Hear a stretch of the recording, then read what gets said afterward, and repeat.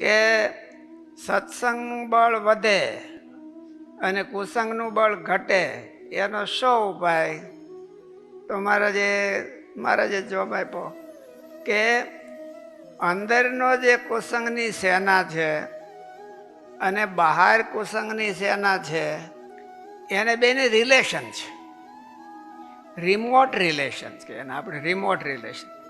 Wire વિનાનું હોય એને રિમોટ રિલેશન કહેવાય.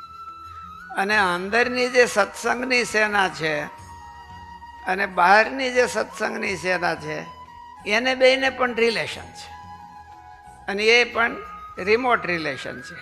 આમનો એટલે બહારના સત્સંગનું પોષણ કરે તો એનો અંદરનો સત્સંગ છે એ બળવાન થાય, અને બહારના કુસંગનું બળ વધી જાય તો અંદરનો કુસંગ છે એ બળવાન થાય, એવું મહારાજે કીધું. એટલે બહારના સત્સંગનું પોષણ એટલે બહાર સંતોને રસોઈ દઈ દે એટલે અંદરનો સત્સંગ વધી જાય એમ નહીં. બહારના સત્સંગનું પોષણ કેમ થાય? તો કે એમાં હેત કરવાથી થાય. એમાં જેટલું આપણને હેત થાય એટલો અંદરનો સત્સંગ છે એ બળ્યો થઈ જાય. અને બહારના કુસંગમાં આપણને જેટલું હેત થાય એટલો આપણો અંદરનો કુસંગ છે એ બળ્યો થઈ જાય.